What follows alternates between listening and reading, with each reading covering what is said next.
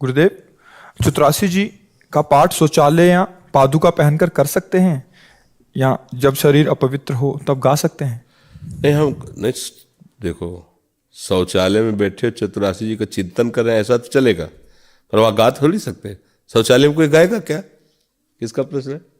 शौचालय में गाओगी क्या कि जो ही प्यारो करे? ऐसा तो नहीं होगा। शौचालय में तो मौन रहा जाता है। कुछ ऐसी शास्त्रीय आज्ञाएं जिनका पालन करना चाहिए, जैसे जप के समय मौन रहना चाहिए, भोजन के समय मौन रहना चाहिए, शौच लघुशंका करते समय मौन रहना चाहिए। जब तक पवित्र न हो तब तक शब्द कोई भी नहीं होना चाहिए। नहीं कि आप शौचालय में बैठे हो वहीं से आवाज दे रहे, नहीं, आपके सुकृत नष्ट होंगे। शासन, ये वेद शासन है, ये शास्त्र का शासन है। हाँ, ऐसा संध्या के समय भोजन नहीं करना चाहिए, संध्या के समय सोना नहीं चाहिए। तो अब उसमें जब हम कुछ भी नहीं बोल सकते तो चतुरासी जी कैसे गा सकते हैं? शौच के समय हम चतुरासी जी का चिंतन कर सकते हैं अंदर ही अंदर, जो ही प्यारो करे सोई मोहि भावे। उस समय हम राधा वल्लभ श्री हरिवंश नाम अंदर अंदर जप सकते हैं। शब्द तो कोई नहीं बोलना शौच के समय। और अपवित्र दशा में शौच होने के बाद बाथरूम से तभी बाहर निकले जब पवित्र हो, नहीं तो जो छूओगे सब अपवित्र हो जाएगा। फिर श्री जी का कैसे सेवा करोगे, कैसे भक्ति करोगे? मतलब शौच हुए ऐसे हाथ धोए बाहर निकल, या ऐसा नहीं। अरे पहले तो था कि बाहर शौच जाना होता था, अब तो है कि आपके बाथरूम में अगर कई बार भी जाना है तो दरवाजे बंद करो, कपड़े उतार दीजिए, जितनी आवश्यकता उतना शौच जाइए, फिर पवित्र होकर फिर कपड़े धारण कर लीजिए। वो तो एक घर है ना, आजकल तो बहुत बढ़िया व्यवस्था है। तो ये नहीं कि शौच गए बाहर निकल गई, रसोई और सब छू लिया तो सब अपवित्र कर दिया। वो वैष्णव सिद्धांत के अनुसार नहीं है। लघुशंका के ठीक से लघुशंका में बैठो, कपड़ों में ना गिरे, लघुशंका होने के बाद हाथ धो, पैर धो, कुल्ला करो, वैष्णव हो, पवित्र रहोगे। तो पवित्रता का जितना निर्वाह करोगे उतने ही तुम भजन में आगे बढ़ोगे। और ऐसे मनमानी, अब जैसे लोग हैं खड़े खड़े लघुशंका कर रहे हैं, पैरों में छिट्टी पड़ रही है, कोई हाथ नहीं धोना, तो पशुवत व्यवहार है, फिर उससे कोई बनेगा नहीं। तो शौचालय में तो कैसे गान कर सकते हो और अपवित्र कैसे रह सकते हो? भाई शौच नहीं गए और हम पवित्र, तो हम गान कर रहे हैं, लेकिन शौच गए तो पहले पवित्र होंगे तब बाहर निकलेंगे बाथरूम से। अपवित्र होके निकलता है क्या कोई? हाँ, उसमें तो स्त्री धर्म है, तो उसमें तो बाहर गान कीजिए, उसमें शौच में क्या जानेगी? शौच में तो नहीं गान कर। अब स्त्री धर्म में मान लो मासिक धर्म, तो ग्रंथ नहीं लेना, जो हमें याद है वो हम गा रहे हैं, या मोबाइल से देख के गा सकते हैं। वाणी जी नहीं स्पर्श करना, 3 दिनों तक कोई भी ठाकुर सेवा या सदग्रंथ नहीं स्पर्श करना चाहिए माताओं बहनों को, शास्त्रीय आदेश ऐसा है। समझ में आ गया? गुरुदेव, मैं बाहर रहकर पढ़ाई करता हूँ, खुद से खाना बनाता हूँ, मगर कभी कभी सुबह से शाम तक कॉलेज में रहना पड़ता है और पूर्व अभ्यास के कारण बाहर का लहसुन प्याज वाला खाना खा लेता हूँ। इससे मन में बहुत गलानी होती है और लगता है कि इन नीच आचरणों से कैसे श्री जी मिलेंगी। हाँ, पवित्र मन है इसलिए ऐसा लगता है, पर जैसे आप पढ़ाई के कार्य में हैं तो जब ऐसी कोई अव्यवस्था समझ में आए तो थोड़ा कुछ जैसे किशमिश आदि ले लो, श्री जी का अपने घर में भोग लगा लो और वही ले जाओ, और जहाँ पाना हो जो भी जैसा उसमें प्रसाद डाल के, प्रसाद की महिमा रख करके उसे पालो और नाम जप करते रहो, कोई नहीं बिगाड़ पाएगा। ये आपके लिए है। और जैसे विद्यार्थी हैं या राज सैनिक हैं या ऐसे हैं कि अब वो ऐसी अव्यवस्था में हैं, अब वो उनका जीवन थोड़ी बर्बाद होना चाहिए कि भजन विहीन जीवन होना चाहिए, तो ऐसा कर सकते हैं। तो सिद्धांत भी परिस्थिति को लेकर के ही चलते हैं। अगर परिस्थिति ऐसी विषम है और वो भगवत प्राप्ति करना चाहता है तो उसके लिए फिर अलग से सिद्धांत हो जाएगा।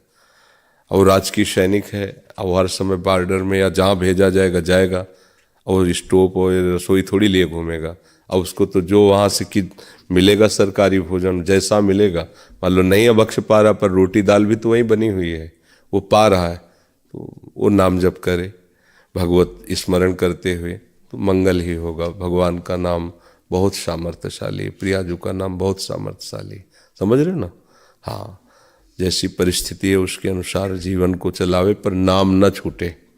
और आपके लिए तो सुविधा है कि अपने घर में भोग लगा लीजिए किशमिश आदि, लेकिन अब राजकीय सैनिक के पास तो वो भी सुविधा नहीं।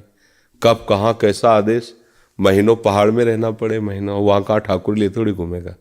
तो इसलिए सबको भगवत प्राप्ति का अवसर है, सब कोई प्राप्त कर सकता है। बस प्रधान बात है कि स्मृति, जिनका स्मरण यस्य स्मरण मात्रेण जन्म संसार बंधनात् विमुच्यते नमस्तस्मै विष्णुवे प्रभु विष्णुवे। जिनका स्मरण मात्र जन्म संसार के इस चक्र को नष्ट कर देता है, उन प्रभु की स्मृति में रहना। राधा राधा राधा। मदन पाल जी दिल्ली से। श्री हरिवंश। हे प्राण प्यारे गुरुदेव, आपके चरणों में साष्टांग दंडवत प्रणाम। गुरुदेव, श्री धाम में रहकर बाहर रह रहे परिवार के पोषण के लिए आजीविका की जा सकती है? ये नौकरी यहाँ करें और इनका परिवार बाहर पोषण हो। क्या नौकरी यहाँ हो सकती है? कोई बाहर तो ट्यूशन पढ़ा रहे हैं, दिल्ली में रहकर ट्यूशन पढ़ा कर काम चला रहे हैं। हाँ, अब मन बार बार घर के लिए होता है, तो वैसे तो हफ्ते में एक बार आप बुला लेते हो, लेकिन तृप्ति नहीं है। तो मतलब यही बात यहाँ वृंदावन में विद्यार्थियों को पढ़ा कर ऐसा है? हाँ, कुछ ऐसा, या ऑटो का जैसे रिक्शा जैसे चला, ई रिक्शा वगैरह कुछ। हाँ, किया जा सकता है। किसी बहाने वृंदावन का सानिध्य मिले, अच्छा ये कर ले, पर उद्देश्य प्रिया प्रीतम की प्राप्ति रखे। नहीं तो एक परिवार बैंक में अधिकारी थे, वो रिटायर करके आए और बहुत बड़ा शोरूम खोल लिया। अब न भजन से मतलब, न सत्संग से मतलब, न दिनचर्या से मतलब। तो हमें लगता है ऐसे क्या वृंदावन वास, क्या इसमें वही ये आने जाने वालों को लाभ हो, सब वो जान भी नहीं पा रहे हैं कि हम वृंदावन वास कर रहे हैं। क्योंकि जैसे माहौल में रहो वैसे समझ में आएगा ना। अब आप शोरूम बना करके सामान बेच रहे हो, अच्छा ये हो कि अब समय से दुकान खोल दिया, सत्संग गए, आरती सत्संग और नाम जप अपनी एक दिनचर्या 2 4 6 घंटे खोल दिया, चलो उससे। पर ऐसा नहीं होता, माया का आकर्षण होता और अधिक तो उसी में। मुझे लगता है ये धाम भगवत प्राप्ति के लिए है, ये सच्चे धन के व्यापारियों के लिए है। परम धन राधा नाम आधार। यहाँ तो सर्वस्व प्रियालाल को मानकर उनका नाम जप कर रहे हैं और भरण पोषण मालिक करें। यहाँ तो ऐसे जन रहते हैं। अब वो तो आधुनिकता बढ़ती जा रही, तो जैसे भी बने, लेकिन यहाँ जो वास का विषय है वो ऐसे है कि आके लाडली जी के दरबार में पड़ गए, अब वो अपने महल में जैसे चाहे वैसे रखें। ऐसा ये यहाँ जो बनवास, ये बन है ना, अब वो तो मतलब मायाकृत लीलाएं बढ़ रही हूँ, अलग बात है। क्या यहाँ तो केवल प्रियालाल के प्रेम प्राप्ति वाले महापुरुष ही। तो फिर भी जैसे बने तैसे अपने जीवन को भागवतिक बनाने की चेष्टा करें।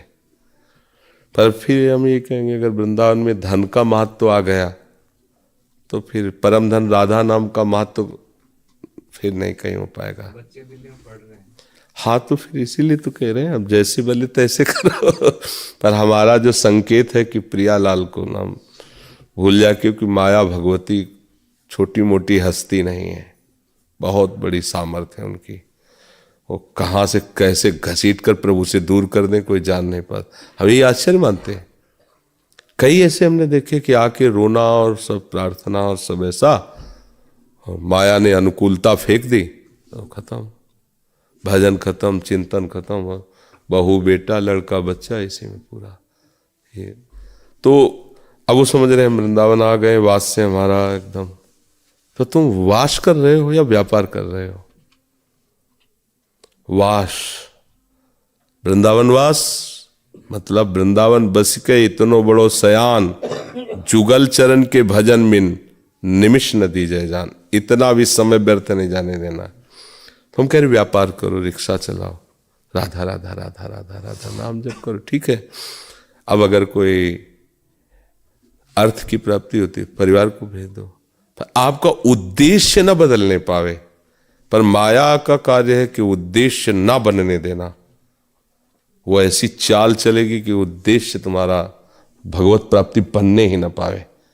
यही तो उसकी चाल है, बहुत बड़ी सामर्थ्यशाली है।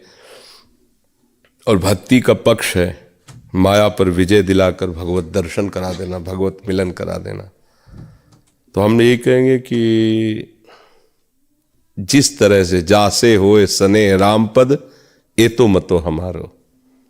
जिससे भगवान के चरणों में प्रेम हो वैसे ही चलो। अब वो खुद देख लो कैसे क्या करने से होता है।